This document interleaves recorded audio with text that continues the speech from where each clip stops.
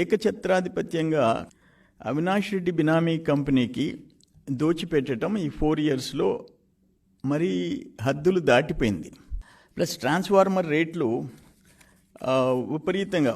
ఒక్క ఉదాహరణ చెప్తా. 25 kV టీడీపీ టైంలో 58,569 రూపాయలు ఉంటే వైసీపీ టైంలో 1,78,800. 63 kV 89,000 ఉంటే 2,54,000 వైసీపీ టైంలో, తెలుగుదేశంలో 89,000. ఇట్లా 315 kV 5,71,000 ఉంటే 16,75,000. 160 kV 2 లక్షలు ఉంటే 5,69,000. ఇట్లా ట్రాన్స్ఫార్మర్స్ అబ్నార్మల్గా పెంచి 3 రెట్లు షిర్డీ సాయికి ఇవ్వటం.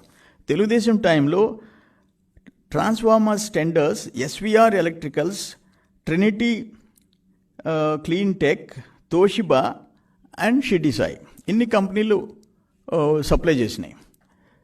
వైసీపీ 4 ఏళ్లలో ఓన్లీ షిర్డీ సాయి.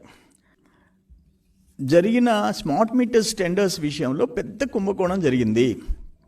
దానికి నేను ఎనర్జీ సెక్రటరీకి సమాచార చట్టం కింద అడిగాను. ఇప్పటికీ ఎస్పీడీసీఎల్ తిరుపతి కానీ ఇక్కడ సిపిడిసిఎల్ కానీ సమాచారం ఇవ్వలే.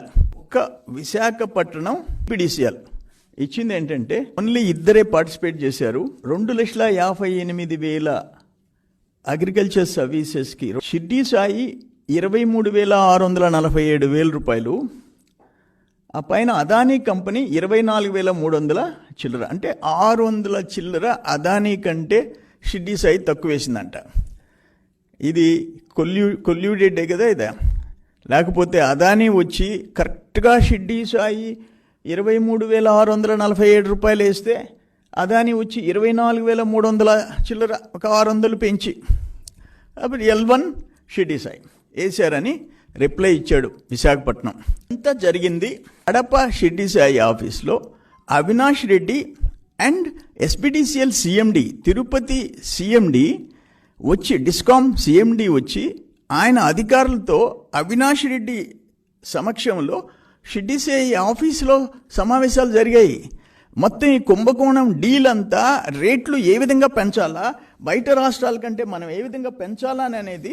రాజస్థాన్లో 1 మీటర్ మెయింటెనెన్స్తో కూడా కలిసి 7,945 రూపాయలు.